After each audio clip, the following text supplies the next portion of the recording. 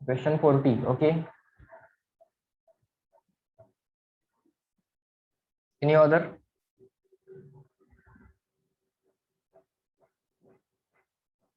अजून कुठले आहेत बघा.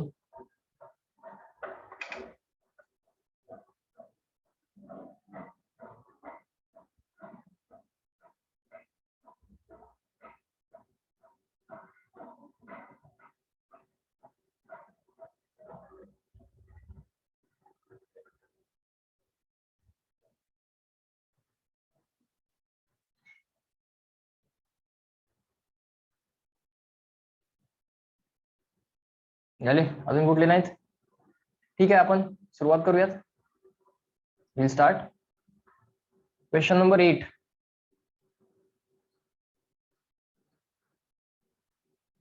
Question number 8. Find out the reading of the weighing machine in the following cases. बर, इथे एक 2 kg चा ब्लॉक आहे, इथे एक 2 kg चा ब्लॉक आहे, इथे एक वेइंग मशीन आहे, इथे एक वेइंग मशीन आहे. वेइंग मशीनचं रीडिंग कॅल्क्युलेट करायचं आहे. म्हणजे वेइंग मशीन काय मेजर करेल? Weighing machine normal reaction measure करते. वेइंग मशीन काय मेजर करते? Normal reaction. Okay, weighing machine measures the normal reaction. Harsh already question 21 लिहिला इथं आपण. ओके, करूया, सॉल्व्ह करूया. तो 21 पण सॉल्व्ह करूयात. आता पहिल्यांदा क्वेश्चन नंबर 8 सॉल्व्ह करूया. लक्ष दे. वेइंग मशीन काय मेजर करणार? Normal reaction. Normal reaction measure करताना या 2 kg चे दोन कंपोनेंट्स निघतील. या 2 kg चे दोन कंपोनेंट्स निघतील. 2 kg चे जे काय कंपोनेंट्स निघतील ते कसे निघतील? किंवा 2 kg जे काय वेट आहे त्याचे दोन कंपोनेंट्स निघतील. म्हणजे याला 2 mg करावं, mg म्हणजे 2g करावं लागेल. या mg चे दोन कंपोनेंट निघतील. एक असणारा हा m म्हणजे 2 आहे, 2g sin 30, आणि इकडे एक कंपोनेंट निघेल कसा?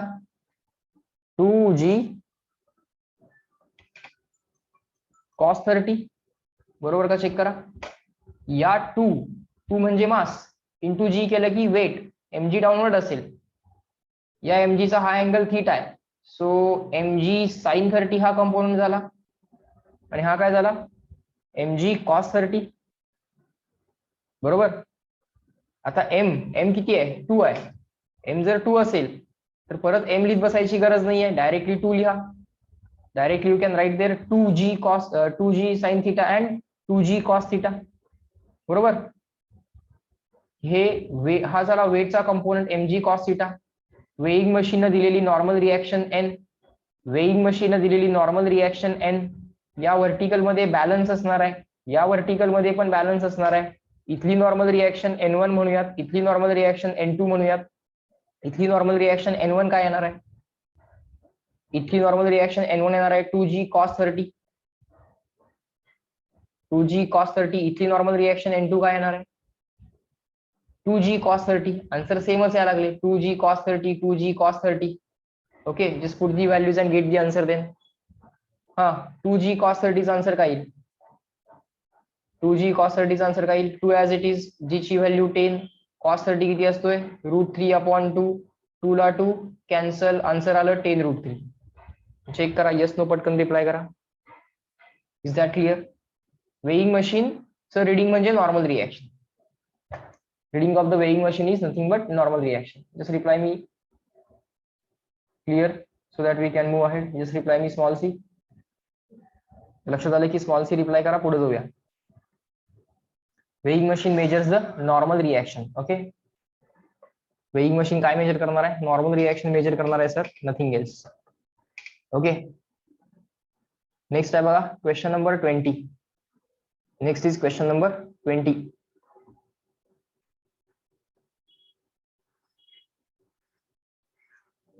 Next is question number 20.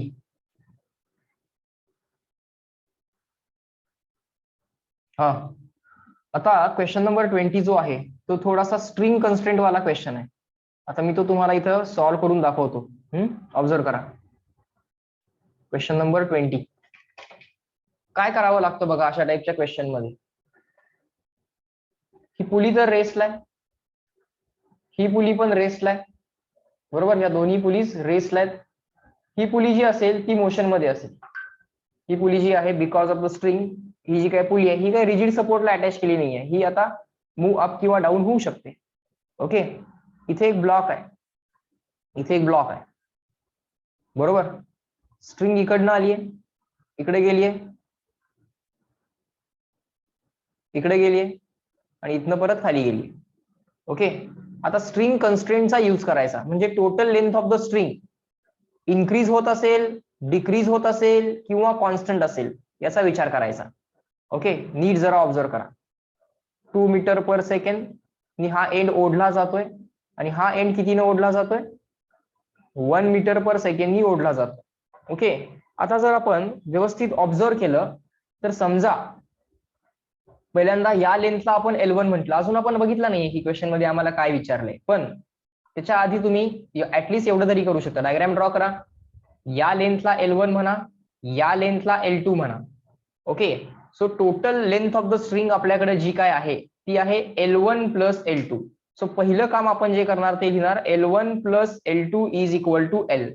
पहिलं काम आपण करणार L1 plus L2 is equal to total length of the string L. आता पुढे क्वेश्चन वाचूयात. Find the velocity of the hanging block if the velocities of the free ends of the rope are as indicated in the figure. हा जो काय hanging block आहे, या hanging ब्लॉकची velocity काढा म्हणतात. जर या फ्री एंडचं आणि या फ्री एंडचं, या फ्री एंडचा आणि या फ्री एंडचा स्पीड त्यांनी आम्हाला 2 मीटर पर सेकंड आणि 1 मीटर पर सेकंड असा दिला असेल तर. बर, आता आपण विचार करतोय ही लेंथ L1, ही length L2, total length of the string किती झाली L1 plus L2. Okay, so आता L1 प्लस L2 ही झाली आमची total length of the string. आता काय अज्युम करायचं, प्रत्येक सेगमेंटच्या एंडचा स्पीड तुम्हाला माहित पाहिजे, प्रत्येक सेगमेंटच्या एंडचा स्पीड तुम्हाला माहित पाहिजे आणि टोटल जी काय लेंथ आहे ती कॉन्स्टंट आहे, इन्क्रीज व्हायला लागली आहे, डिक्रीज व्हायला लागली आहे हे पण माहित पाहिजे. ओके, जरा ऑब्झर्व करा. आता मला सांगा, इकडनं ही स्ट्रिंग 2 मीटर पर सेकंडनी ओढली जाते, इकडनं ही स्ट्रिंग 1 मीटर पर सेकंडनी ओढली जाते. सो बेसिकली ही जी काय total length of the string आहे ही डिक्रीज व्हायला लागली आहे at a rate of 2 metre per second and at a rate of 1 metre per second. So total जी काय लेंथ आहे L1 प्लस L2 ही बाळांनो डिक्रीज होत जाणार आहे. Agree disagree, reply me in the chat box. ही जी काय टोटल लेंथ आहे L1 प्लस L2 ही कॉन्स्टंट राहणार नाहीये, ही कंटिन्युअसली कमी होत जाणार आहे because of this 2 metre per second and because of this 1 metre per second. Check करा, agree disagree everyone, small a small d. हा थॉट्स पहिल्यांदा समजला का, चेक करा, एवढा थॉट लक्षात येऊ दे. Total length L1 plus L2 जी काय आहे ती बाळांनो कमी होत जाणार आहे. सो सगळ्यात पहिल्यांदा जी इन्फॉर्मेशन आम्हाला मिळाली ती अशी मिळाली की टोटल लेंथ L म्हणजेच L1 plus L2 that is going to be decreased at a rate of, हा 2 मीटर पर सेकंडचा आणि हा 1 मीटर पर सेकंडचा म्हणजे ओव्हरऑल 3 मीटर पर सेकंडचा डिक्रीज, आणि मायनस म्हणून डिक्रीजला पण इंडिकेट केलेलं आहे. To indicate that decrease we have written there minus. So dl by dt total length of the string is decreasing at a rate of 3. So dl by dt is equal to -3. Minus का, कारण स्ट्रिंगची length increase होत नाहीये, decrease होतीये, so म्हणून -3. So dl by dt चा विचार संपला. Taking derivative on both the sides, लक्षात येते आम्हाला dl1 by dt plus dl2 by dt is equal to dl by dt. आता बाळांनो dl by dt चा म्हणजे टोटल लेंथ ऑफ द स्ट्रिंगचा विचार ऑलरेडी झालेला आहे. आता जो विचार करायचा आहे, now the thought is to be for dl1 by dt and dl2 by dt, rate of change of L1 आणि rate of change of L2. किती सिंपल आहे बघा. आपण अज्युम करूया की ही पुली वरती चालली आहे with the speed equal to let's say v. मग हा ब्लॉक सुद्धा कितीच्या स्पीडनं वरती जाणार, with the speed equal to v, कारण इथं तर एकच स्ट्रिंग अटॅच केली आहे, बरोबर. ही पुली जर v च्या स्पीडनं वरती जात असेल तर हा ब्लॉक पण v च्या स्पीडनं वरती जाणार. ही पुली v च्या स्पीडनं वरती जात असेल तर या L1 या स्ट्रिंगचा हा जो काय एंड आहे तो सुद्धा v च्या स्पीडनं वरती जाणार. L2 या स्ट्रिंगचा हा जो काय एंड आहे तो सुद्धा v च्या स्पीडनं वरती जाणार.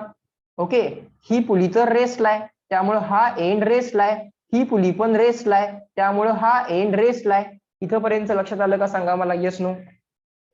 इथपर्यंत लक्षात आलं का, yes no, Y or N. समजून घ्यायचा प्रयत्न करा. एकदा स्ट्रिंग कन्स्ट्रेंटचे लॉजिक तुम्हाला क्लिअर झाले की परत काय नसतं ते क्वेश्चन मध्ये बाळांनो, सिंपल असतं ते. आम्हाला ते वाटताना डिफिकल्ट वाटतं. Total length of the string decrease व्हायला लागले ऍट अ रेट ऑफ हा 2 मीटर आणि हा 1 मीटर मिळून इफेक्टिव्हली 3 मीटर पर सेकंडच्या रेटनं total length of the string कमी होतीये. L1 चा विचार केला, ही पुली रेसलाय, ही पुली रेसलाय, ही पुली वरती चालली आहे with the speed of v. मग हा ब्लॉक पण with the speed of v वरती जाणार आणि ब्लॉकचाच तर स्पीड विचारलाय सर, ब्लॉकचाच तर स्पीड आम्हाला विचारलाय. व्ही इज इक्वल टू तर क्वेश्चन मार्क आहे. मग बाळांनो ही पुली व्हीच्या स्पीडनं वरती चालली आहे म्हणजे या स्ट्रिंगचा हा एंड व्ही न वरती चाललाय. सिमिलरली या L2 स्ट्रिंगचा हा एंड तो सुद्धा व्ही न वरती चाललाय. बरोबर. ज्या एंडला प्रत्येक एंडला व्हेलॉसिटी चेक करा, त्या एंडला व्हेलॉसिटीमुळे लेंथ इन्क्रीज होतीये की डिक्रीज होतीये चेक करा. ज्या व्हेलॉसिटीमुळे लेंथ इन्क्रीज होतीये ती व्हेलॉसिटी पॉझिटिव्ह लिहा, ज्या व्हेलॉसिटीमुळे लेंथ डिक्रीज होतीये ती व्हेलॉसिटी निगेटिव्ह लिहा. That's the thought. सो आता मला सांगा बाळांनो, dL1/dt मला लिहायचं आहे. ओके, काय करायचंय मला, dL1/dt plus dL2/dt is equal to dL/dt. एवढं तर मला माहित आहे. आता dL1/dt मला लिहायचं आहे. ही टोटल लेंथ L1 या v व्हेलॉसिटीमुळे इन्क्रीज होते की डिक्रीज होते, हा एंड वरती चाललाय, त्यामुळं ही टोटल लेंथ इन्क्रीज की डिक्रीज, I or D हे ओळखा बरं everyone. Because of this velocity this total length L1, I or D. Correct Shreya, Shri, Shaina. हा एंड जवळ जवळ चाललाय त्या एंडच्या, बरोबर ना. या एंडचा विचार करूच नका, आता फक्त या एंडचा विचार करा. Because of this end, correct सोयनी, because of this end moving in the upward direction this total length L1 is decreasing. समजतंय का. ही जी लेंथ L1 आहे ती या एंडला अपवर्ड मूव्ह केल्यामुळे ती लेंथ कमी होतीये, म्हणून dL1/dt लिहिताना या एंडला करस्पॉन्डिंग व्हेलॉसिटी जी आहे ती निगेटिव्ह लिहायची. हा एंड तर रेसलाय, ही पुली रेसलाय म्हणजे हा एंड रेसलाय, रेसलाय तर +0 किंवा -0 काही लिहा, प्लस dL2/dt. आता dL2/dt दोन्ही एंडचा विचार करायचा आहे. पहिल्यांदा आपण या एंडचा विचार करू.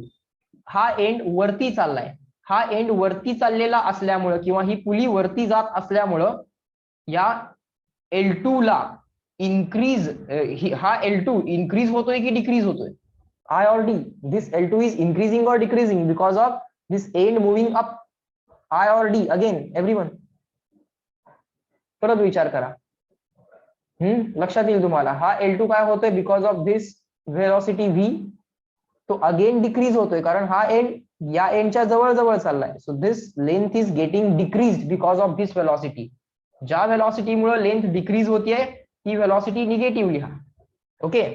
हा एंड तर रेसलाय तर +0 किंवा -0, बरोबर. Is equal to total length is equal to rate of change of total length. अरे टोटल लेंथ तर आहे L1 + L2, पण ही L1 + L2 लेंथ इकडं स्ट्रिंग कंटिन्युअसली 2 मीटर पर सेकंडनी ओढली जाते, इकडं स्ट्रिंग कंटिन्युअसली 1 मीटर पर सेकंडनी ओढली जाते, म्हणजे 2 मीटर पर सेकंड आणि 1 मीटर पर सेकंड म्हणजे effectively 3 metre per सेकंडनी total length काय होतीये, डिक्रीज होतीये.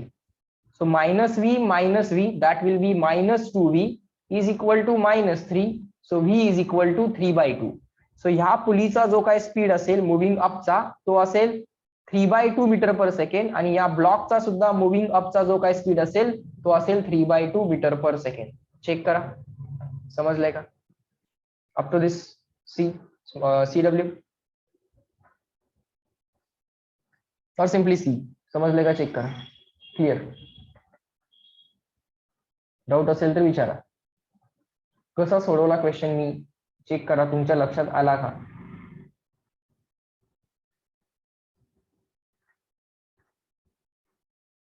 समजलंय का बघा तुम्हाला क्वेश्चन. Good, very good. बरं 3/2 आपण ऍज्युम काय केलं होतं, आपण ऍज्युम केली होती ही व्हेलॉसिटी अपवर्ड ऍज्युम केलेलं आन्सर पॉझिटिव्ह आलं म्हणजे ऍझम्पशन करेक्ट आलं. समजा हे आपण डाऊनवर्ड ऍज्युम केलं असतं तर ऑटोमॅटिकली आन्सर निगेटिव्ह आला असतं, म्हणजे ऍझम्पशन रॉंग झालं असतं, डायरेक्शन बदलावी लागली असती, ही पुली अपच्या ऐवजी मग डाऊन गेली असती. पण आत्ताच्या केसमध्ये तर ही अप जातीये आणि अपवर्ड ऍझ्युम केलेलं जे काय ऍझम्पशन आहे, मुव्हिंग अपचं जे काय ऍझम्पशन आहे ते करेक्ट आलेलं आहे, कारण 3/2 पॉझिटिव्ह आलेलं आहे. ओके, तर 3/2 अपवर्ड ऑप्शन नंबर 1 येणार. 3/2 upward option number 1. Okay, next question आहे बघा, क्वेश्चन नंबर 21. नेक्स्ट क्वेश्चन आहे बघा, question number 21. Okay, question number 21 कडे बाळांनो थोडंसं लक्ष द्या.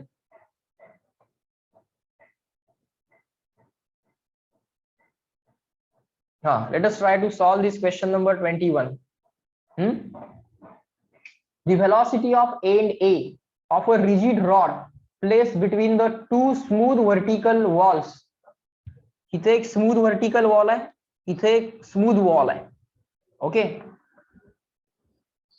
the velocity A of a rigid rod placed between the two smooth vertical walls move with the velocity u along the vertical direction. End A ची velocity काय दिली आहे? End ए ची व्हेलॉसिटी दिली आहे यू. एंड ए ची व्हेलॉसिटी किती दिली आहे? यू. हे एंड ए यू एवढ्या व्हेलॉसिटीनं डाऊनवर्ड येत आहे. The end A is moving down with the velocity of you. Okay, दिसते सरळ सरळ व्हेलॉसिटी. एंड ए ची व्हेलॉसिटी आहे यू, किंवा आपण इकडे लिहूया. बघा काय विचारलंय आणि काय दिलंय. दोन वॉल्स, त्या वॉल्सना एक रॉड जॉईन करायची आपण, like this. Suppose this is our rod. रॉडचा हा जो काय एंड आहे याची डाऊनवर्ड यायची व्हेलॉसिटी किती दिली आहे? यू. हा अँगल दिलेला तर नाहीये, but let us take it as theta. हा एंड ए आणि हा एंड बी. पुढे काय म्हणतात? along the vertical direction. Find out the velocity of end B. End B ची velocity किती असेल असं विचारतायत. Rod always remains in contact with the vertical walls. Okay. So काय होणार आहे? हा जो काय रॉड आहे ना बाळांनो, हा कंटिन्युअसली स्लीप होत येणार आहे. हा पॉइंट ए असा कंटिन्युअसली स्लीप होत असा खाली येणार आणि हा पॉइंट बी कंटिन्युअसली स्लीप होत असा पुढे जाणार आहे. So after some time you will observe the same rod in this shape. आलं का लक्षात? हा एंड ए इथं आलेला असेल, हा एंड बी इथं आलेला असेल. क्वेश्चन कळाला का? सांगा मला, क्वेश्चन कळाला का? एंड बी चा स्पीड तुम्हाला विचारलाय, त्याला आपण व्ही म्हणूया. तो व्ही तुम्हाला समजा विचारलाय. क्वेश्चन कळाला का? बघा, हा रॉड ए कंटिन्युअसली स्लाइड डाऊन होणार, एंड ए कंटिन्युअसली स्लाइड डाऊन होणार, एंड बी कंटिन्युअसली स्लाइड राईट होणार. बरोबर, ए असा स्लाइड डाऊन, बी असा स्लाइड राईट. क्वेश्चन कळला? बर, आता हा बीचा स्पीड तुम्हाला ते विचारतायत. दोन अप्रोच असतील या क्वेश्चनला सॉल्व्ह करायचे. मी तुम्हाला दोन्ही अप्रोच दाखवतो, समजून घ्या. Try to understand. There are two approach to solve this question. How we are going to tackle this? Try to understand. बघा जरा, थोडंसं लक्ष द्या काय काय सांगतो. पहिला अप्रोच, मला सांगा, रॉडचे जे काय पार्टिकल्स आहेत, यांच्यामधलं डिस्टन्स चेंज होतंय का? रॉड रिजिड आहे ना. रॉडचे जे काय पार्टिकल्स आहेत, is the distance between the rod, that is total length of the rod, changing? Total length of the rod changing or not changing? Changing or not changing? Total length of the rod change or no change? C or NC? No change. Total length तर change होत नाहीये, total length तर change होत नाहीये. याचा अर्थ यातल्या कुठल्याही पार्टिकल मध्ये रिलेटिव्ह व्हेलॉसिटी असणार नाही. यातल्या कुठल्याही पार्टिकलची व्हेलॉसिटी काढून बघा, पण या दोन्ही पार्टिकल्स मध्ये अलॉंग दी रॉडची लेंथ इन्क्रीज पण होत नाहीये, डिक्रीज पण होत नाहीये. Rod is not getting compressed, rod is not getting elongated. So velocity of any particle of rod or along the rod, velocity of any particle must be equal. पार्टिकलच्या व्हेलॉसिटीचा component along the rod हा always equal असलाच पाहिजे. म्हणजे समजा या पार्टिकलची जी काय net velocity आहे, समजा नेट व्हेलॉसिटी या पार्टिकलची अशी आहे, मग त्याचे दोन कंपोनंट काढा, एक परपेंडिक्युलर टू रॉड आणि एक पॅरलल टू रॉड. समजा या पार्टिकलची व्हेलॉसिटी अशी आहे, मग त्याचे दोन कंपोनंट काढा, एक परपेंडिक्युलर टू रॉड आणि एक अलॉंग दी रॉड. हे जे काय अलॉंग दी रॉड वाले व्हेलॉसिटीचे कंपोनंट्स असतील ते ऑलवेज एक्झॅक्टली इक्वल असतील. कारण हे जर एक्झॅक्टली इक्वल नसतील तर काय होईल, या पार्टिकल मध्ये आणि या पार्टिकल मध्ये जे काय डिस्टन्स आहे ते डिस्टन्स चेंज व्हायला चालू होईल. त्यांच्यामध्ये रिलेटिव्ह मोशन नको आहे या पार्टिकल मध्ये आणि या पार्टिकल मध्ये. त्यामुळे component of velocities along the rod at any point equal असलेच पाहिजेत. हे समजलं का? Is this clear? That the component of velocities along the rod must be equal because length of the rod is not changing. हे distance कमी जास्त होता कामा नये. This distance should not change. So for that the component of velocities of particles along the rod, it should be exactly equal. There should not be any relative motion. Is this clear? Reply me small c. Is this thought clear? Because on the next step we will get the answer if you understand this thought. Rod च्या कुठल्याही particle ची along the rod relative velocity असणार नाही. Along the rod relative velocity नको, नाहीतर rod either expand होईल किंवा compress होईल, पण तसं तर होत नाहीये. So in that case what I can do, I will assume the first particle as point A and second particle as point B. And what I am going to do is this, I will extend this line. ही जी काय line आहे point बी ची जी काय line आहे ती आता मी काय करणार आहे, थोडस एक्सटेंड करणार. बी चा स्पीड व्ही घेतलाय आपण, तोच व्ही आपल्याला कॅल्क्युलेट करायचा आहे. आणि तो व्ही कॅल्क्युलेट करायसाठी मी काय करतोय बघा, हा अँगल थीटा आहे तर हा पण अँगल थीटा. बरं, हा अँगल थीटा असेल तर हा किती असेल, 90 मायनस थीटा. हा ऑटोमॅटिकली काय असेल, 90 मायनस थीटा. ओके, हा 90 मायनस थीटा झाला तर हा ऑटोमॅटिकली किती झाला, हा अँगल ऑटोमॅटिकली थीटा झाला. इथपर्यंत समजलं का? बोला, हे समजायला लागलंय का? बघा अँगल्स कसे कसे असाइन करतोय मी. हा स्पीड यू आहे, हा थीटा, हा 90 मायनस थीटा, सो हा ऑटोमॅटिकली थीटा. ओके, सो आता हा 90 मायनस थीटा विसरून जा. हा जर यू असेल तर यू चा हा कंपोनंट काय आला, यू कॉस थीटा, आणि हा कंपोनंट काय आला, यू साइन थीटा. ओके, या 90 मायनस थीटाला आता विसरून जा. यू चा हा कंपोनंट आला यू कॉस थीटा, यू चा हा कंपोनंट आला यू साइन थीटा.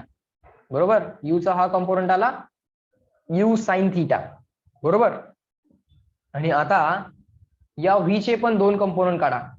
या व्ही चा हा जो काय कंपोनंट येणार तो काय येणार, व्ही कॉस थीटा. आणि या व्ही चा परपेंडिक्युलर टू रॉड जो काय कंपोनंट येणार तो येणार V sine theta. So along the rod कुठले कुठले कंपोनंट्स आले, हा एक कंपोनंट आला अलॉंग दी रॉड आणि हा एक कंपोनंट आला अलॉंग दी रॉड. चेक करा इथपर्यंत तुमच्या लक्षात आलं का? अलॉंग दी रॉड आलेले कंपोनंट्स, दोन पॉइंटच्या वेलॉसिटीज आपण रिझॉल्व्ह केल्या अलॉंग दी रॉड आणि perpendicular to rod. So along the rod हा कंपोनंट आला u sine theta, along the rod हा कंपोनंट आला व्ही कॉस थीटा. आलं का लक्षात? चेक करा.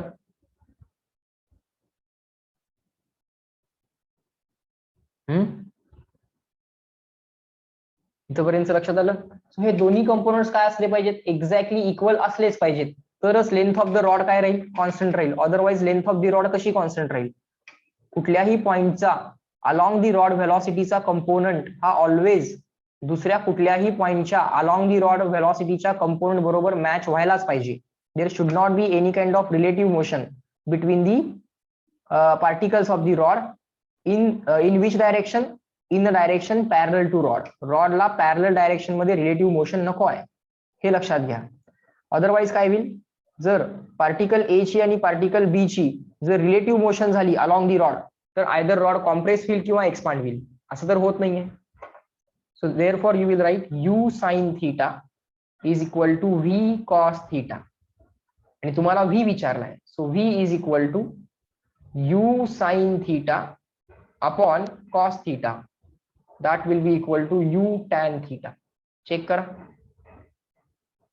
चेक करा आन्सर बरोबर आलाय का? यू टॅन थिटा आन्सर आलंय आपलं. Is that clear? आन्सर 3 आलंय. येस, आन्सर 3 आहे, यू टॅन थिटा आहे. ओके, थॉट कळाला तुम्हाला बाळांनो? काय केलं मी, व्हेलॉसिटीजना रिझॉल्व्ह केलं आणि अलॉंग दी रॉड व्हेलॉसिटीज ज्या आहेत त्या एक्झॅक्टली इक्वल लिहिल्या, कारण तिथं रिलेटिव्ह मोशन नाहीये. समजून घ्या थॉट समजून घ्या. Question simple will. Try to understand the thought, the question will automatically become easy. Okay, एक सेकंड तुम्हाला अप्रोच दाखवतो मी याच क्वेश्चनचा मी एक तुम्हाला बाळांनो सेकंड अप्रोच दाखवतो. Let me show you the second approach of the same question. Let's see whether you are able to get that second approach or not. दोन अप्रोच असतील तुमच्याकडे. रॉडची लेंथ कॉन्स्टंट, इथनच आपण विचार करायचा आहे. रॉडची लेंथ कॉन्स्टंट असाच आपण विचार करायचा आहे. समजा instantaneous position of this point A is equal to y, हे distance Y.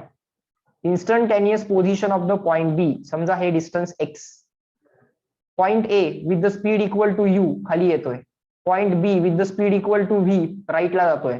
Total length of the rod let say L. So by Pythagoras I can write x square plus Y square is always equal to L. Y change होणार, x change होणार, पण L change होणार नाही. Y decrease होत चाललाय, x increase होत चाललाय, पण एल कॉन्स्टंट आहे. Okay, so at any time X square plus Y square is equal to L. Let's say this angle is theta. Let's say this angle is theta. Fine. Now here you can observe that I can write, taking derivative on both these sides, d by dt of x square plus d by dt of y square is equal to d by dt of L. d by dt of x square plus d by dt of y square is equal to d by dt of L. x square ची derivative येणार 2x, पण मनातल्या मनात तुम्ही या x ला t मानलं. मनातल्या मनात तुम्ही x ला t मानलं, सो ज्याला t मानले त्याच्या डेरिव्हेटिव्हनं मल्टिप्लाय.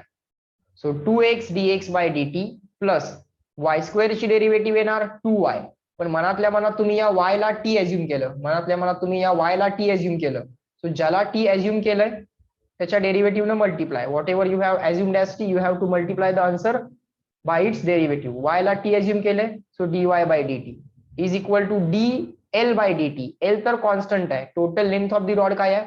कॉन्स्टंट आहे. The total length of the rod is constant. So there you will write 0 because derivative of constant is 0. Now you can observe that dx by dt, rate of change of x म्हणजे हा speed v, rate of change of x म्हणजे v, and rate of change of y, rate of change of y dy by dt म्हणजे u, rate of change of y dy by dt म्हणजे u. पण dy by dt हा जो काय rate of change of y आहे यातला y decrease व्हायला लागलाय. y डिक्रीज व्हायला लागलाय, त्यामुळं त्याला मायनस u लिहावं लागेल. Rate of change of y कोऑर्डिनेटचा rate of change, but y coordinate is decreasing with time, so its rate should come out to be negative, is equal to 0. आपल्याला calculate करायचं आहे v, so v as it is ठेवा. 2xv is equal to minus राईटला गेला plus झाला, 2y आणि minus u राईटला गेला, काय झालं? मायनस राईटला गेल्यामुळे प्लस झालं, 2y इंटू u झालं. 2 ला 2 कॅन्सल झाला, x गेला डिवाइड करायला. ओके, पण y अपॉन x म्हणजे काय? y अपॉन x म्हणजे टॅन थीटा आहे. y अपॉन x म्हणजे काय आहे? टॅन थीटा आहे. Can we get the same answer again? Check करा. सेकंड अप्रोच समजला का? Is this second approach clear to all of you? Both approach are equally valid. Both are based on the total length of the rod equal to constant. Total length constant वरतीच हे दोन्ही approach based आहेत. एकदा जरा विचार का, एकदा जरा या अप्रोचला बघून घ्या बाळांनो, बघून घ्या सगळ्यांनी, समजून घ्या ते काय केलंय. एक्स स्क्वेअर ची डेरिव्हेटिव्ह सरांनी 2x लिहिली, ज्याला t मानलंय, derivative with respect to t चालू आहे ना, तात्पुरतं मनातल्या मनात x ला t अज्युम केलं. टी स्क्वेअर ची डेरिव्हेटिव्ह 2t, तसं एक्स स्क्वेअर ची डेरिव्हेटिव्ह 2x, ज्याला x मानलंय त्याच्या डेरिव्हेटिव्हनं मल्टिप्लाय, सॉरी ज्याला t मानलंय त्याच्या डेरिव्हेटिव्हनं मल्टिप्लाय. तुम्ही x ला t मानलं होतं, सो dx बाय dt न मल्टिप्लाय, प्लस y स्क्वेअर ची डेरिव्हेटिव्ह 2y, तुम्ही या y ला t अज्युम केलं, सो ज्याला t अज्युम केलेला आहे त्याच्या डेरिव्हेटिव्हने multiply, so dy by dt is equal to total length of the rod constant आहे इज इक्वल टू 0 टाका. Total length of the rod constant आहे, सो इज इक्वल टू 0 टाका. So 2x into v plus 2y into minus u is equal to 0 असं आपल्याला करता येईल. Okay, आणि हा y अपॉन x तुम्ही इन्स्टंटेनियसली y अपॉन x जर केलं तर y अपॉन x म्हणजे अपोजिट अपॉन ऍडजस्टंट म्हणजे tan theta. So in this way you can tackle this question. दोन अप्रोच आहेत. ओके, बरं पुढे जाऊयात. नेक्स्ट क्वेश्चन कुठला होता बघा, 21 झाला. 22 बघा, क्वेश्चन नंबर 22 चेक करा. क्वेश्चन नंबर 22 सॉल्व्ह करायचा प्रयत्न करूयात. Let us try to solve the question number 22. Simple असतो, स्ट्रिंग कन्स्ट्रेंटचा क्वेश्चन आहे ultimately, nothing else. Okay, try to understand. हा बघा काय काय म्हटलेलं आहे. In the figure shown the velocity of the lift is 2 metre per second. Lift 2 metre per सेकंडनी वरती चालली आहे. मग समजून घ्या की ही पुली सुद्धा 2 मीटर पर सेकंडनी वरती चालली आहे. ही पुली 2 मीटर पर सेकंडनी वरती चालली आहे. तर हा पॉइंट सुद्धा 2 मीटर पर सेकंडनी वरती चाललाय. हा पॉइंट सुद्धा 2 मीटर पर सेकंडनी वरती चाललाय. लिफ्ट चालली आहे ना 2 मीटर पर सेकंडनी वरती, आणि लिफ्टला ही पुली अटॅच केली आहे, म्हणजे ही पुली 2 मीटर पर सेकंडनी वरती चालली आहे. म्हणजे हा एंड 2 न वरती चाललाय, हा एंड पण 2 न वरती चाललाय. पुढं, while the string is winding on the motor shaft with the velocity of 2 metre per second. ही स्ट्रिंग जी काय आहे ही या मोटर शाफ्ट वरती कितीच्या स्पीडनं वाइंड केली जाते. It is being wind at a speed of 2 metre per second. म्हणजे बाळांनो टोटल लेंथ जी काय आहे, total length of the string जी काय आहे, आता आपण या सेगमेंटला L1 म्हणू, या सेगमेंटला L2 म्हणू. सो पटकन आपल्याला L1 plus L2 equal to total length असं म्हणता येईल. मला सांगा, if this string is getting wound on this motor shaft, if this string is getting wound on the motor shaft, total length is increasing, decreasing or constant? I, D or C? Tell me. Total length L1 plus L2 आहे, त्याला आपण L नाव दिलंय, पण ती या motor shaft वरती अशी wound केली जाते at a speed of 2 metre per second. त्यामुळे टोटल लेंथ इन्क्रीजिंग, डिक्रीजिंग की कॉन्स्टंट? मग सारखाच क्वेश्चन आहे. स्ट्रिंग कन्स्ट्रेंटचे क्वेश्चन असे सोडवायचे असतात. Sir the total length is decreasing because the string is getting wound, because the string is getting wound or it is getting winded on this motor shaft at a speed of 2 meter per second. म्हणजे total length of the string बाळांनो decrease होणार आहे at a rate of 2 metre per second. Total length of the string decrease होणार आहे at a rate of 2 metre per second, कारण ती इथं गुंडाळली जाते. The string is getting wound here, okay, at a speed of 2 metre per second. So DL by DT आला -2, minus म्हणजे decrease व्हायला लागली आहे. पुढं, the block A is moving downwards with a velocity of 2 metre per second. हा जो काय block आहे, हा 2 मीटर पर सेकंडनी खाली चाललाय. अरे पण तो खाली जाताना या एंडला खाली घेऊन जाणार 2 मीटर पर सेकंडनी. सो या एंडचा स्पीड कसा आहे, डाऊनवर्ड. किती आहे, 2 मीटर पर सेकंड. कारण ब्लॉक 2 मीटर पर सेकंडनी खाली चाललाय, तर स्ट्रिंगचा हा एंड सुद्धा 2 मीटर पर सेकंडनी डाऊन जाणार. स्ट्रिंगचा हा एंड सुद्धा 2 मीटर पर सेकंडनी डाऊनवर्ड जाणार. ओके, कारण की ब्लॉक ए 2 मीटर पर सेकंडनी डाऊनवर्ड चाललाय. Then find the velocity of block B. Block B ची व्हेलॉसिटी काढा असं म्हणतायत. मग आपण अज्युम करूया की ब्लॉक बी चाललाय वरती with the velocity of V. The block B is moving up with the velocity V. Block B V न वरती चाललाय, तर स्ट्रिंगचा हा एंड सुद्धा व्ही न वरती चाललाय. इथपर्यंत तुमच्या लक्षात आलं का? चेक करा एकदा. Try to understand up to this.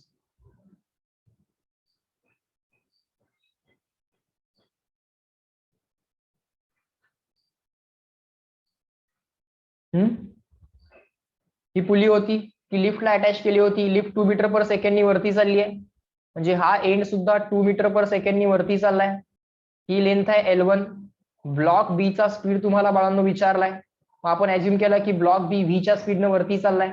Block बी व्हीच्या स्पीडनं वरती चाललाय, म्हणजेच या एंडची व्हेलॉसिटी आली व्ही, आणि तो व्हीच तुम्हाला विचारलेला आहे.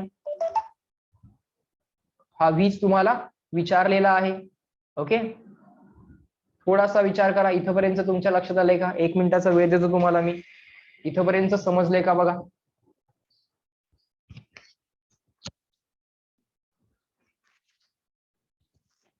नेक्स्ट स्टेपला आन्सर आहे, पण इथपर्यंत समजलंय का चेक करा.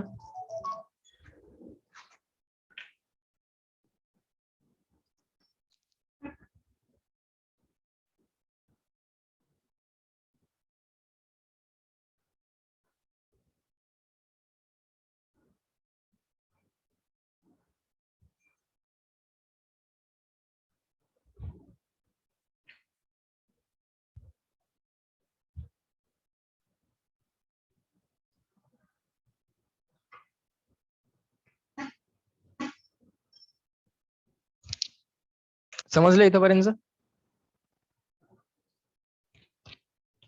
बर, आता बघा सिंपल थॉट असणार आहेत. सगळी डायग्राम परत एकदा ड्रॉ करतो.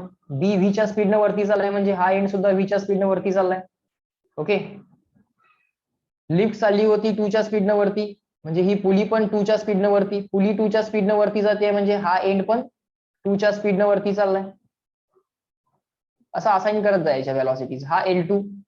ओके, हा जो काय आहे ब्लॉक ए ला अटॅच्ड आहे. ब्लॉक ए 2 च्या स्पीडनं खाली चाललाय. ब्लॉक ए 2 च्या स्पीडनं खाली चाललाय, तर हा एंड सुद्धा 2 च्या स्पीडनं खाली चाललाय. It is moving down with the speed of 2, right? And after all of this the string is getting wound. String continuously याच्यावरती वाउंड केली जाते.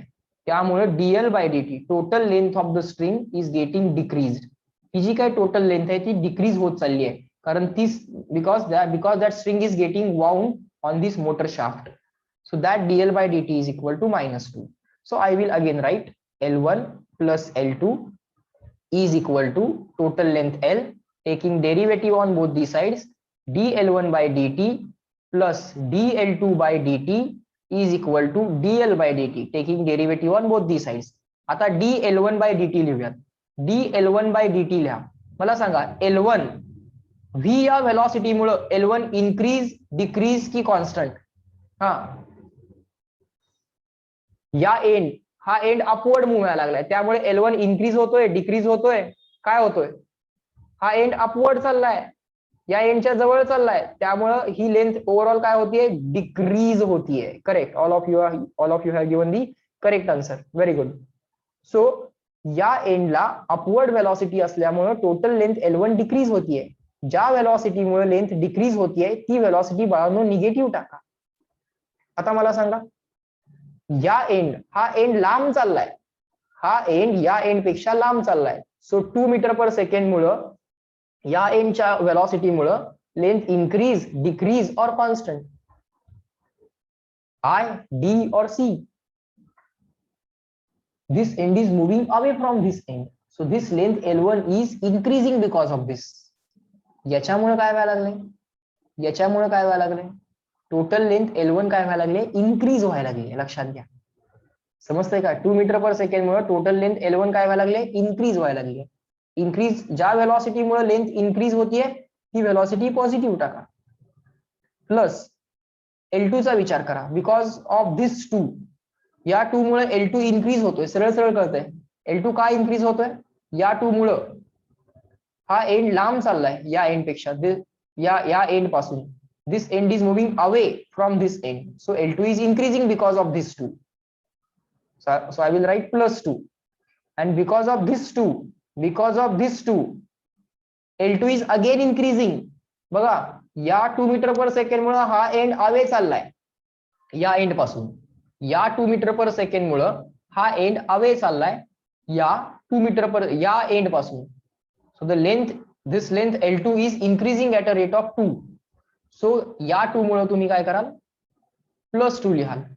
ज्या व्हेलॉसिटी मुळे लेंथ इन्क्रीज होतीये ती व्हेलॉसिटी पॉझिटिव्ह टाका. ज्या व्हेलॉसिटी मुळे लेंथ डिक्रीज होतीये ती निगेटिव्ह टाका. सो व्ही निगेटिव्ह आला, 2 पॉझिटिव्ह आला, हा 2 पॉझिटिव्ह आला, हा 2 पॉझिटिव्ह आला, is equal to total rate of change of length. Total rate of change of length काय? Length is ultimately getting decreased because the wire is, or the string is getting wound on the motor shaft at a speed of 2 meter per second. So ultimately overall length जी काय आहे ती 2 meter per second च्या रेटनी decrease होतीये. So there you will write -2, and now you will observe this -v, 2, 2, 2, that will become +6 is equal to -2. Implies that minus V is equal to, हा 6 राईटला गेला, -6 झाला, answer आलं बाळांनो -8. So V is equal to 8 meter per second. Answer positive आलं म्हणजे assumption right आहे. 8 meter per second upwards. That should be the answer. Check करा, समजला का बघा क्वेश्चन, सांगा मला येस नो. समजून घ्या, ते वाटताना अवघड वाटतं, कुठलाही क्वेश्चन फक्त वाटताना अवघड वाटतं.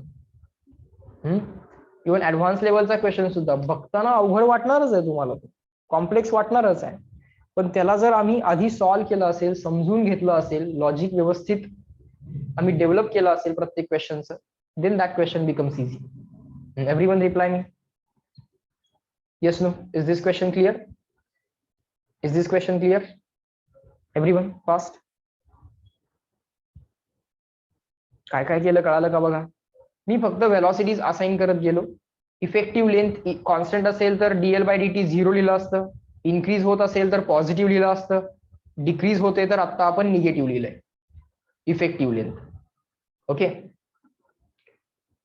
बर पुढं नेक्स्ट क्वेश्चन कुठला होता बघूया. 23 होता क्वेश्चन नंबर 23 बघा. सिंपल फोर्स बॅलन्सचा क्वेश्चन दिसतोय. चेक करूयात काय म्हटलेलं आहे. Let us try to understand this question. हा, in the figure at the free end a force capital F is applied to keep the suspended mass of 18 kg at rest. इथं 18 kg चं मास आहे आणि हे कसं आहे ऍट रेस्ट आहे. इकडं फोर्स किती अप्लाय केलाय F, इकडे किती फोर्स अप्लाय केलाय F. हा फोर्स जो आहे तो F आहे या स्ट्रिंग मधला, किंवा या स्ट्रिंगला F एवढा फोर्स अप्लाय केलाय आणि हा 18 kg चा ब्लॉक कसा आहे रेस्टला आहे सर. ठीक आहे. The value of F is, F ची व्हॅल्यू विचारली, बरं ही स्ट्रिंग अशी जाईल बरोबर. सेगमेंट सेम असेल तर टेन्शन सेम असते माहिती आपल्याला. स्ट्रिंगचा सेगमेंट सेम असेल तर टेन्शन पण सेम असेल. ओके, सो आता आपण या पुलीचा जर विचार केला, इथं सगळीकडे टेन्शन एफच आहे, सगळीकडे टेन्शन काय एफच आहे. या पुलीचा विचार केला तर tension away from reference point, इकडे एफ असा व्हर्टिकली अप येणार. बर, ही स्ट्रिंग सेमच आहे अजून पण, सेगमेंट बदललेला नाहीये बघा. सेगमेंट चेंज झाला तरच टेन्शन चेंज होतं. सेगमेंट जर सेम असेल तर टेन्शन सेम राहणार. सो इथं एफ आहे तर इथं पण एफ येणार. ओके, या पुलीची एफबीडी झाली, या पुलीची एफबीडी झाली एफ अपवर्ड एफ अपवर्ड. बर, हा 18 kg ला करस्पॉन्डिंग वेट जे काय असेल ते किती असेल mg. एम किती आहे 18 इंटू जी. 18 kg ला करस्पॉन्डिंग वेट किती असेल 18 इंटू जी. आलं का बघा लक्षात. सो या पुलीची एफबीडी झाली. हा ब्लॉक रेसला आहे तर ही पुली पण रेसला असेल. हा ब्लॉक रेसला आहे तर हा ब्लॉक रेसला आहे तर ही पुली पण रेसला असेल. पुलीची एफबीडी ड्रॉ करून झाली. या सगळ्या स्ट्रिंग मध्ये फोर्स एफ आहे, किंवा ही स्ट्रिंग रेसला आहे आणि या स्ट्रिंग मध्ये या स्ट्रिंगला फोर्स एफ अप्लाय केलाय, म्हणजे या सगळीकडे टेन्शन काय असणार आहे एफच असणार आहे, सेमच असणार आहे. हे समजून घ्यायचा प्रयत्न करा. सेगमेंट सेम असेल तर टेन्शन सेम असतं. If the segment is same the tension in the string is same. So इथं एफ आहे तर हे सगळीकडे एफच असणार, हे एफच असणार. सो या पुलीची एफबीडी झाली. सो या पुलीची एफबीडी झाली आणि आम्हाला एफ विचारलाय. ऑल अपवर्ड काय आला एफ प्लस एफ 2F आला. या पुलीवरचा ऑल डाऊनवर्ड फोर्स काय आला 18 kg. 18 kg चं वेट किती असेल 18 इंटू जी mg. 18 इंटू जी. एफ ची व्हॅल्यू विचारली ती किती आली 9 इंटू जी. 9 इंटू जी, जी ची व्हॅल्यू 10 घ्या. सो 9 इंटू 10 आन्सर किती आलं 90. फोर्स काढलाय, आन्सर येणार न्यूटन मध्ये. So that will be 90 newton. Check कर. Is that clear? Is that clear? Yes no. काय काय केलं सरांनी समजलं का? Got it everyone? Reply fast. Y or N, yes or no? रेसला आहे ना, ब्लॉक रेसला आहे तर पुली पण रेसला आहे. पुली रेसला आहे म्हणजे बॅलन्स. हा सगळा स्ट्रिंगचा सेगमेंट सेम आहे. सेगमेंट सेम असेल तर टेन्शन सेम. सो या सगळ्या स्ट्रिंग मध्ये टेन्शन एफच असणार आहे. Tension always away from reference point. Now our reference point is pulley. सो पुली हा आपला रेफरन्स पॉइंट आहे. Tension away from reference point, tension away from reference point. आणि हे ब्लॉकचं वेट mg म्हणजे 18 into G. So that is going to be balanced. Okay, next.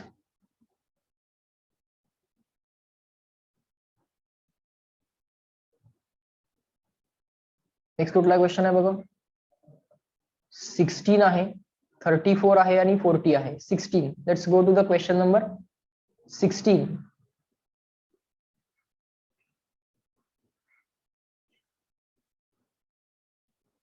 See here. The body is moving with the speed of 1 meter per second and the force F is needed to stop it at a distance x. Okay. बॉडीचा initial speed किती दिलाय 1 metre per second आणि ही जी काय body आहे ही stop करण्यासाठी बॉडीचा initial speed दिलाय, ही स्टॉप करण्यासाठी तुम्हाला अपोजिट फोर्स लावावा लागेल. हा अपोजिट फोर्स किती लावावा लागतो F. And the body stops after distance of what, after travelling a distance of x. ठीक आहे ना. रिटार्डेशन वाली केस आहे, रिटार्डेशन वाली केस आहे बरोबर. या फोर्समुळे काय व्हायला लागलंय रिटार्डेशन. अल्टिमेटली ब्लॉक इथे येऊन काय होणार आहे थांबणार आहे सर. बर. If the speed of the body is 3 metre per second. बर. पहिल्या केसमध्ये स्पीड किती होता, पहिल्या केसमध्ये स्पीड होता 1 मीटर पर सेकंड. त्यावेळी फोर्स लागला होता F, डिस्टन्स ट्रॅव्हल झालं होतं x. आता सेकंड केस काय म्हणतायत, if the speed of the body, initial speed of the body is 3 metre per second. आता इनिशियल स्पीड किती घेऊयात 3 metre per second. The force needed to stop it in the same distance x will be. Same distance x travel करून body थांबली पाहिजे, same distance x travel करून body थांबली पाहिजे. So stopping distance तर दोन्ही केसमध्ये सेम आहे. सेकंड केसमध्ये जो काय फोर्स अप्लाय फोर्स रिक्वायर्ड आहे, the force required in the second case आम्हाला विचारलेला आहे. If the initial speed of the body is 3 metre per second and the body is to be stop after travelling the same distance. Same distance travel करून body काय करायची आहे stop करायची आहे. After travelling a same distance we have to stop the body. Okay. पहिल्या case मधला force मुळे आपण F1 तो किती दिलाय त्यांनी F दिलाय. दुसऱ्या केस मधला फोर्स तुम्हाला त्यांनी विचारलेला आहे. अगदी सिंपल आहे. असं म्हणता येईल का बघा. इन जनरल एक बॉडी आहे, इनिशियल वेलॉसिटी u आहे, applied force any general force F आहे म्हणूयात. ओके. आणि त्याला x एवढ्या डिस्टन्स नंतर बॉडी थांबणार आहे. सो फायनल स्पीड किती झाला 0. So what I can do is I can find out the value of retardation or the acceleration, you can say negative acceleration, कारण स्पीड कमी होत जाणार आहे. सो ऍक्सलरेशनची व्हॅल्यू निगेटिव्ह टाकावी लागेल. सो या बॉडीचं जे काय ऍक्सलरेशन येईल ते किती येईल force upon mass F upon m. Final speed v is equal to u plus at. बरं, पण ते ऍक्सलरेशन पॉझिटिव्ह टाकायचं की निगेटिव्ह टाकायचं हे आपल्या हातात आहे. सो फायनल स्पीड किती आहे 0. इनिशियल स्पीड किती आहे u. पण सर टाइम नाही दिला आम्हाला, डिस्टन्स दिलेला आहे. ठीक आहे, डिस्टन्स दिले तर आपल्याला हे वापरून नाही चालणार. डिस्टन्स दिले तर आपल्याला फायनल स्पीड, इनिशियल स्पीड आणि डिस्टन्स. सो आपण वापरणार v² is equal to u² plus twice as वाला रिलेशन. v² म्हणजे 0², initial speed u² twice acceleration positive टाकू की निगेटिव्ह टाकू, स्पीड डिक्रीज होत चाललाय. So acceleration positive or negative p or n. Reply me fast. One dimensional motion आहे, without change in direction आहे, continuously object rightward चाललाय. One dimensional motion असेल, without change in direction असेल, scalar form वापरतो. Scalar form मध्ये all other quantities we put positive, only acceleration we have to think. If the speed is increasing put the acceleration positive, if the speed is decreasing put the acceleration negative. So in this case we have to put the acceleration negative. So हा force upon mass जो काय असेल बाळांनो तो तुम्हाला negative टाकावा लागेल. So हे झालं ऍक्सलरेशन. डिस्प्लेसमेंट किती आहे x आहे सर. ओके. बर, मग रिक्वायर्ड फोर्स आणि इनिशियल वेलॉसिटी यांच्यामध्ये काय रिलेशन यायला लागलंय u² minus 2fx by m is equal to 0. हा मायनस पलीकडे गेला काय झाला प्लस झाला. So 2fx upon m is equal to u² implies that required force F किती यायला लागलाय, रिक्वायर्ड फोर्स F यायला लागलाय. हा m राईटला गेला, x राईटला गेला, 2 राईटला गेला. So answer will be m upon 2x into u². Okay. हा u² as it is. m right साईडला गेला, f राईट साईडला गेला, सॉरी m राईट साईडला गेला, x राईट साईडला गेला, 2 राईट साईडला गेला. आता मला सांगा बाळांनो, फर्स्ट केस आणि सेकंड केस मध्ये मास तर कॉन्स्टंट आहे, सेम आहे, मास काय चेंज झालेलं नाहीये. फर्स्ट केस आणि सेकंड केस मध्ये स्टॉपिंग डिस्टन्स पण सेम आहे. फर्स्ट केस मध्ये आणि सेकंड केस मध्ये स्टॉपिंग डिस्टन्स पण सेम आहे. म्हणजे ही व्हॅल्यू गिवन केससाठी, फर्स्ट केससाठी आणि सेकंड केससाठी कॉन्स्टंट आहे. This value is constant in the first case and as well as in the second case, then I can say that the required amount of force is proportional to u square. The required amount of force is proportional to u square. कारण का हा constant आहे, कारण की हा constant आहे. Constant आणि equality remove केली, कॉन्स्टंट आणि इक्वॅलिटी रिमूव्ह केली तर तुम्ही प्रपोर्शनॅलिटी लिहू शकता. F proportional to U square तुम्ही लिहू शकता. बरोबर. If you remove the equality and constant you can get the proportionality. So required force हा यू स्क्वेअर ला प्रपोर्शनल आहे. देअरफॉर बाळांनो तुम्ही असं म्हणू शकता F1 is proportional to U1 square and F2 is proportional to U2 square. Ratio घेतला की परत प्रपोर्शनॅलिटी निघून जाते. सो तुम्ही डायरेक्टली असं पण लिहिलास तरी चाललं असतं, F1 अपॉन F2. याच्यावरनं हे डायरेक्टली लिहिलं तरी चालतंय. याच्यावरून F proportional to U square वरून हे डायरेक्टली लिहिलं तरी चालतंय. F1 upon F2 is equal to U1 square upon U2 square किंवा U1 upon U2 bracket square, U1 upon U2 bracket square असं केलं तरी चालतंय. F1 upon F2 U1 upon F1 upon F2 is equal to, ratio घेतला की proportionality परत remove होते, लक्षात घ्या. F proportional to U square, याच्यावरनं आपण काय लिहिलं, F1 proportional to U1 square, F2 proportional to U2 square. दोघांचा रेशो घेतला, F1 upon F2 is equal to U1 upon U2 bracket square. Okay. आता बाळांनो त्यांनी आपल्याला काय विचारलं होतं, त्यांनी आपल्याला विचारला होता F2 सेकंड केसमध्ये किती फोर्स लागेल. पहिल्या केसमध्ये force required to stop the object F होता, दुसऱ्या केसमध्ये किती लागेल असं विचारलं होतं. So now we have F1 upon F2 is equal to U1 upon U2 bracket square. Just put the values and get the answer. पहिल्या केसमध्ये फोर्स होता F, सेकंड केसचा force विचारलाय.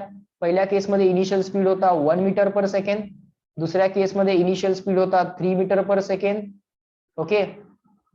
implies that F upon F2 is equal to 1 upon 9. Reciprocal घ्या कारण F2 पाहिजे आपल्याला. F2 upon F is equal to 9. Therefore F2 is equal to 9 times F. Second case मध्ये 9 times F required असेल. Check करा, समजला का. Is this question clear to all of you.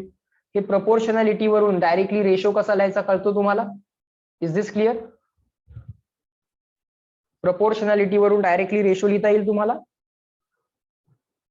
Tail me everyone will you be able to write the ratio from the proportionality. Direct proportional आहे ना. एकतर असा विचार तर करू शकता तुम्ही की F proportional to U square आहे, तर F1 U1 स्क्वेअरला प्रपोर्शनल, F2 U2 स्क्वेअरला प्रपोर्शनल, मग रेशो घ्या. मी म्हणतोय डायरेक्टली लिहू शकताय. हे करत तरी का बसलाय. F1 proportional to U1 square, F2 proportional to U2 square, मग रेशो घेणार. एवढं करायची गरज नाही. F proportional to U square आहे ना, मग F1 upon F2 is equal to येणार फक्त. कारण प्रपोर्शनॅलिटीचा रेशो घेतला की परत इक्वॅलिटी येते. परत equality. F1 upon F2 is equal to U1 upon U2 bracket square. U1 दिला होता, U2 दिला होता, F1 दिला होता, F2 विचारला होता. That you can find out. Okay. Next question कुठला होता बघा. 16 झाला. 34 आणि 40 दोन क्वेश्चन्स आहेत. We still have 10 minutes. Will try to do those questions. 34.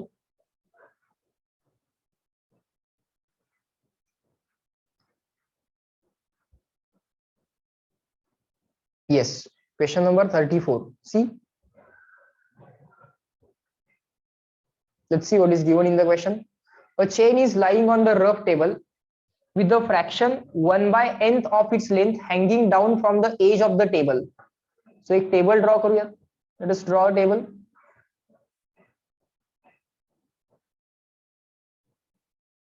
Let us draw a table. Let's say this is the table. Let's say this is the table. Okay. हा एक table आहे, एक चेन आहे और rope आहे.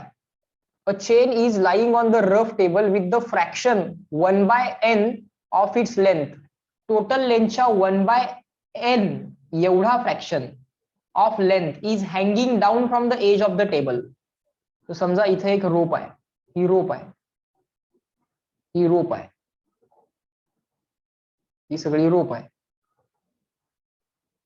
रोपचा hanging part, रोपचा जो काय hanging part आहे.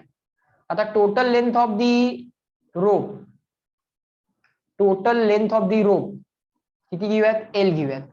या एलचा 1/nth पार्ट, 1/nth फ्रॅक्शन म्हणजे ही लेंथ. या लेंथला आपण म्हणूयात, या लेंथला आपण म्हणू L1, या लेंथला म्हणू आपण L2. Total length of the chain जी काय असणार ती किती असणार, L1 प्लस L2. हा L2 किती दिलाय त्यांनी आम्हाला, हा L2 त्यांनी दिलाय आम्हाला बाळांनो, किती दिलाय, the hanging part, the length of the hanging part is 1/n of its total length. So L2 किती आहे, टोटल लेंथच्या 1/nth, टोटल लेंथच्या 1/nth. L2 किती आहे, L2 किती आहे, टोटल लेंथच्या 1/nth. So 1/n times the total length. Okay. If it is just on the point of sliding down the table, इथं अशी कंडिशन आहे की अजून थोडीशी लेंथ जरी हँग झाली तर ही जी काही चेन आहे ही इमिजिएटली खाली येईल. आता ही on the edge of sliding आहे, और जस्ट स्लाइड व्हायच्या कंडिशनला आहे, म्हणजे जस्ट बॅलन्स्ड आहे, जस्ट बॅलन्स्ड आहे. ह्या हँगिंग पार्टचं वेट जस्ट बॅलन्स्ड आहे. ठीक आहे, या हँगिंग पार्टचं वेट आता जस्ट बॅलन्स्ड आहे. जरा जरी इम्बॅलन्स झाला की इमिजिएटली ही जी काही चेन आहे ती खाली पडणार आहे टेबलच्या. Okay. Then the coefficient of friction between the table and the chain is, हा टेबल आणि चेन यांच्यामधला कोएफिशियंट ऑफ फ्रिक्शन आपल्याला विचारलाय. टेबल अँड द चेन यांच्यामधला कोएफिशियंट ऑफ फ्रिक्शन त्यांनी आपल्याला विचारलेला आहे. सो मला सांगा बाळांनो, इथं 1/nth फ्रॅक्शन आहे, टोटल फ्रॅक्शन किती होणार 1, त्यातला 1/nth इथं आहे. टोटल लेंथला करस्पॉन्डिंग फ्रॅक्शन 1 असतो, टोटल लेंथला करस्पॉन्डिंग फ्रॅक्शन 1. टोटल लेंथच्या 1/nth लेंथ इथं आहे. मग रिमेनिंग लेंथ किती असेल, रिमेनिंग लेंथचा फ्रॅक्शन किती असेल, जर 1/nth फ्रॅक्शन इथं आहे तर रिमेनिंग लेंथचा फ्रॅक्शन काय असेल, रिमेनिंग लेंथचा फ्रॅक्शन 1 - 1/n असेल. बोला येस नो, हे समजलं का तुम्हाला. 1/nth लेंथ इथं आहे म्हणजे 1/nth फ्रॅक्शन इथं आहे. मग रिमेनिंग फ्रॅक्शन किती, अरे टोटल फ्रॅक्शन 1, त्यातला 1/nth इथं, रिमेनिंग किती 1 - 1/n. ओके. सो पहिल्यांदा बाळांनो हा थॉट समजून घ्या की ही लेंथ जी आहे ती 1/n, 1/nth फ्रॅक्शन म्हणजे टोटल लेंथच्या 1/n, टोटल लेंथच्या 1/n म्हणजे फ्रॅक्शन झाला 1/n आणि लेंथ झाली L/n, total length upon n. मग रिमेनिंग फ्रॅक्शन काय झाला, रिमेनिंग फ्रॅक्शन झाला 1 - 1/n, हा झाला रिमेनिंग फ्रॅक्शन. मग रिमेनिंग लेंथ किती येणार, remaining fraction of total length. So remaining length काय येणार, रिमेनिंग लेंथ L1 काय येणार, L1 ही जी काय लेंथ आहे ती remaining fraction 1 - 1/n of the total length. Total length आहे L. ओके. सो ही लेंथ आम्हाला समजली, ही लेंथ पण आम्हाला समजली. ओके. सो पहिल्यांदा आम्हाला लेंथ समजू दे, टोटल लेंथ समजू दे. ओके. आता हा जो काय hanging part of the chain आहे हा जस्ट बॅलन्स्ड आहे. हा hanging part of the chain जो काय आहे तो जस्ट बॅलन्स्ड आहे. याचा अर्थ काय आहे, तर याचा अर्थ असा आहे की इथं जे काय फ्रिक्शन असणार चेन आणि table, there is a friction between the chain and the table, there is a friction between the chain and the table. That friction is preventing the sliding of the chain. So ते friction असं act व्हायला लागलंय, ते friction असं act व्हायला लागलंय, chain वरती friction leftward act होतंय. लक्षात घ्या, इथंच दाखवतो मी आता. थोडासा टेबल मोठा करूयात so that I can show everything in the same diagram. So there is a friction acting on this chain. That friction is saying don't slide. तर ते फ्रिक्शन काय म्हणतंय, स्लाइड होऊ नको असं म्हणतंय. Okay. Because of that friction there is a tension in this chain. याच फ्रिक्शनमुळे या चेन मध्ये टेन्शन डेव्हलप होईल. The same frictional force acting on the chain will be preventing the sliding of the hanging part. हेच friction काय करणार आहे, जे या हॉरिझॉन्टल पार्ट वरती ऍक्ट होणारं फ्रिक्शन आहे बाळांनो तेच फ्रिक्शन या हँगिंग पार्टचं वेट बॅलन्स करणार आहे, हे समजून घ्या. Is this clear? हे फ्रिक्शन म्हणजेच या चेन मधलं टेन्शन. हे फ्रिक्शन म्हणजेच या चेन मधलं tension. The same friction is going to balance the weight of the hanging part. या हँगिंग पार्टचं जे काय वेट असेल, that weight is getting balance by the friction. या हॉरिझॉन्टल पार्ट वरचं जे काय फ्रिक्शन आहे, ते हॉरिझॉन्टल पार्ट वरचं फ्रिक्शन हँगिंग पार्टचं वेट बॅलन्स करणार आहे. Are you getting it? Is this clear? हे जे काय फ्रिक्शन आहे हेच तर स्लाइडिंग प्रिव्हेंट करते ना. आणि स्लाइडिंग कुणामुळे होणार होतं? या एमजी मुळे होणार होतं. मग एमजी ला बॅलन्स कुणी केलं? फ्रिक्शनला बॅलन्स केलं. फ्रिक्शन स्लाइडिंग प्रिव्हेंट करतंय. स्लाइडिंग कुणामुळे व्हायला लागले? एमजी मुळे. फ्रिक्शन कुणाला अपोज करायला लागले? एमजी ला. ओके, सो एमजी ला हे फ्रिक्शन बॅलन्स करणार आहे. पण ही जी काही चेन आहे, it is about to slide. It is on the point of just sliding. म्हणजे फ्रिक्शन मॅक्सिमम पॉसिबल जेवढं येऊ शकते तेवढं आलंय आणि त्यानं जस्ट एमजी ला बॅलन्स केलेला आहे. So this friction is nothing but F S max. This friction is nothing but F S max. So you can right. पण हे एमजी हा आता हँगिंग पार्टचं मास आपण M2 म्हणूया बाळांनो. हँगिंग पार्टचं मास आपण M2 म्हटलं पाहिजे. आणि टेबलवरती जी चेन आहे त्याचं मास आपण M1 म्हणूया. टेबलवरती जी चेन आहे त्याचं मास M1 म्हणूया. हँगिंग पार्टचं मास आपण M2 म्हणूया. ओके, सो फ्रिक्शन न कुणाला बॅलन्स करायचं आहे? M2G ला बॅलन्स करायचं आहे. Friction has to balance M2G. So what I am going to write here is the friction is going to balance the weight of the hanging part. The friction value is equal to mu into normal reaction or mu s into normal reaction, maximum force of static friction. पण normal reaction बाळ कुठली normal reaction? या चेनला मिळालेली normal reaction. What is the weight of this chain? या चेनचं weight काय आहे? या चेनचं वेट आहे M1 किंवा M1G. या चेनचं वेट आहे M1G. मग या चेनला मिळालेली नॉर्मल रिएक्शन किती असणार? Equal to weight. सो इथे येणार M1G mu into normal reaction. समजून घ्या, हे जे फ्रिक्शन ऍक्ट झाले ते या हॉरिझॉन्टल चेन वरती ऍक्ट झाले. सो या हॉरिझॉन्टल चेनचं वेट बघा, ते किती आहे? M1G. So that weight will be equal to normal reaction. mg equal to normal reaction असणार, ते कळतंय आपल्याला. So mu into normal reaction is equal to M2G. आपल्याला म्यूच विचारलेला आहे. जी ला जी कॅन्सल करा. म्यू किंवा म्यूएस ची व्हॅल्यू किती आली? Mass of the hanging part divided by mass of the horizontal part. Hanging पार्टचं मास M2, हॉरिझॉन्टल पार्टचं मास M1. आता बाळांनो मला सांगा, आपण असं म्हणू शकतोय the total mass of the total mass आपण कॅपिटल M घेऊयात. Total mass capital M, total length L. Total mass capital M, total length L. आपण असं म्हणू शकतोय का बाळांनो? जेवढी जास्त लेंथ असेल तेवढं जास्त मास असेल. मला सांगा की जर माझ्याकडे 5 मीटर लेंथची वायर आहे आणि त्याचं मास आहे 10 kg, तर 2 मीटर लेंथच्या स्ट्रिंगचं किंवा वायरचं मास किती असेल? What will be the mass of the wire having length equal to 2 metre? 5 metre वायरचं मास आहे 10 kg, तर 2 मीटर वायरचं मास किती असेल? टेल मी.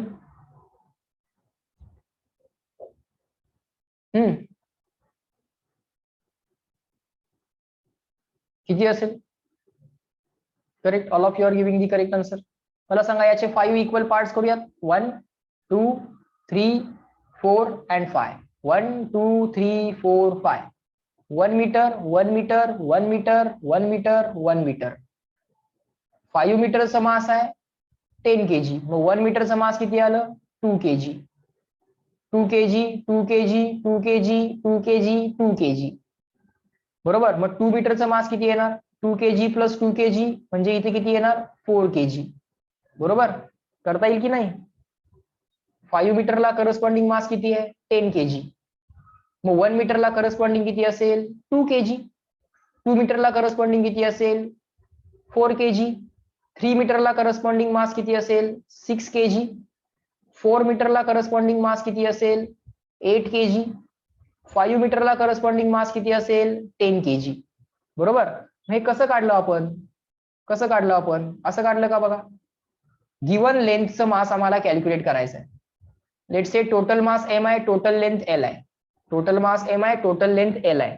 मग आपण असं म्हणूयात का, बघा आपण असं केलं का, आपल्याला 2 मीटर वायरचं मास कॅल्क्युलेट करायचं होतं. आपल्याकडे 5 मीटर वायर होती. We had the 5 metre wire. 5 metre वायरचं मास किती होतं, 10 kg. आणि आपल्याला 2 मीटर वायरचं मास कॅल्क्युलेट करायचं होतं. 2 मीटर वायरचं मास कॅल्क्युलेट करायचं होतं.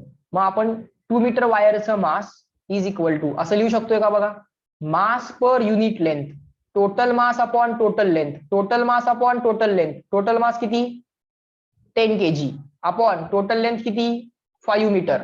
म्हणजे काय केलं, पहिल्यांदा total mass upon total length, त्याला म्हणायचं मास पर युनिट लेंथ. काय म्हणायचं, मास पर युनिट लेंथ. म्हणजे 1 मीटर एवढ्या लेंथचं मास किती ते काढून घेतलं. किती आलं, 1 मीटर लेंथचं मास किती येणार, 10 kg अपॉन 5 म्हणजे 2 kg. बरोबर का. 1 मीटरला करस्पॉन्डिंग मास किती येणार, 5 मीटरला करस्पॉन्डिंग मास आहे 10, तर 1 मीटरला मास 1 मीटरला करस्पॉन्डिंग मास किती येणार, 10 अपॉन 5. सो त्याला म्हणायचं mass per unit length. Unit length म्हणजे 1 मीटरला corresponding. Okay, so mass per unit length into, एकदा का तुम्हाला 1 मीटरचं मास कळालं तर 2 मीटरचं मास कसं काढणार तुम्ही, 1 मीटरला करस्पॉन्डिंग मास म्हणजे mass per unit length into the given length. Into the given length. Answer किती आलं बघा, 10 अपॉन 5 आलं 2, 2 इंटू 2 आलं 4. सो 2 मीटरला करस्पॉन्डिंग जे काय मास येणार ते किती येणार, 4 kg येणार. सो बाळांनो लक्षात ठेवा, गिवन लेंथला करस्पॉन्डिंग मास जर पाहिजे असेल, गिवन लेंथला करस्पॉन्डिंग मास जर पाहिजे असेल, तर मास पर युनिट लेंथ म्हणजे total mass upon total length into given length करा. Mass per unit length into given length, mass per unit length into given length करा. गिवन लेंथला करस्पॉन्डिंग मास मिळेल, गिवन लेंथला करस्पॉन्डिंग मास मिळेल. So आता बाळांनो मला सांगा, मला M2 मास पाहिजे आहे. M2 मास पाहिजे आहे म्हणजे L2 ला करस्पॉन्डिंग, L2 ला करस्पॉन्डिंग मास पाहिजे आहे. ठीक आहे, मग मी असं म्हणू का, M2 असं लिहू का, total mass upon total length म्हणजे mass per unit length into आमची लेंथ. आमची लेंथ किती आहे, L2. मग आमचं मास किती येणार, M2. L2 ला करस्पॉन्डिंग मास पाहिजे आहे, मास पर युनिट लेंथ. बरोबर का, युनिट लेंथला करस्पॉन्डिंग मास इंटू L2 करा, मग L2 ला करस्पॉन्डिंग मास मिळेल. Is that clear, is this clear to all of you. Total mass upon total length, mass per unit length into given length करा, given लेंथला corresponding mass मिळेल. Is that clear, everyone reply. Because after this thought within 30-40 seconds the question will be over. I will do that within a minute after this thought. समजलं का बाळांनो, सांगा पटकन. Is this clear to all of you. हा clear झाला का बघा. L2 ला करस्पॉन्डिंग मास कसं काढायचं, काय नाही, mass per unit length total mass upon total length into L2 करा. सिमिलरली बाळांनो M1 कसं काढणार, M1 L1 ला करस्पॉन्डिंग आहे. कसं करणार, total mass upon total length mass per unit length into the L1 म्हणजे L1 ला करस्पॉन्डिंग मास मिळेल. Mass per unit length into L1 करा, L1 ला करस्पॉन्डिंग मास मिळेल. सो काय येईल आन्सर बाळांनो, M2 बाय M1 हा रेशो काय येणार, M2 by M1 this upon this, this upon this. कसं काढणार, M2 बाय M1 म्हणजे this upon this. M upon L ला M upon L cancel, L2 upon L1 आलं. सो इथे काय येणार, L2 अपॉन L1. पण बाळांनो L2 किती आहे, हँगिंग पार्ट किती आहे, टोटल लेंथचा 1/nth फ्रॅक्शन म्हणजे L अपॉन N. सो हा आला L upon N divided by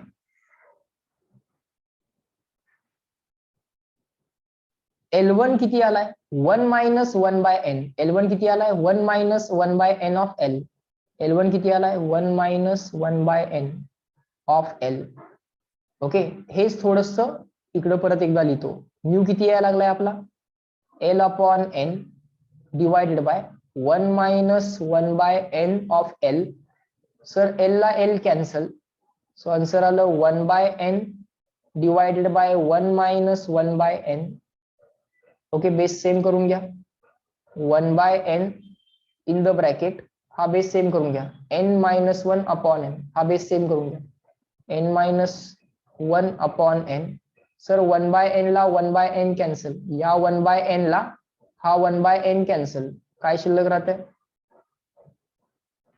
बघा ना, या 1/n ला किंवा या 1/n ला हा 1/n कॅन्सल, न्यूमरेटर मध्ये 1 राहिला, डिनॉमिनेटर मध्ये n-1 राहिला, that is the coefficient of friction. Check करा, is this clear? Is this question clear to all of you? एक क्वेश्चन राहिलाय, तेवढा आपण मात्र बाळांनो नंतर करू, किंवा मला ऑफलाईन भेटा आणि तो क्वेश्चन क्लिअर करून घ्या, क्वेश्चन नंबर 40. ओके, एकच क्वेश्चन फक्त राहतोय. Are the question solved in today's lecture clear to all of you? सगळ्यांनी सांगा, पटकन सांगा, ब्रेक घेऊन तुम्हाला परत कॉलेजमध्ये पण पोहोचायचं आहे, पटपट पटपट सांगा. Is that clear? All clear? Good. So guys, in this lecture we will stop at this point. Chalo, bye bye everyone. Let me end the lecture. Okay? Chalo. Good day to all of you. Chalo, bye.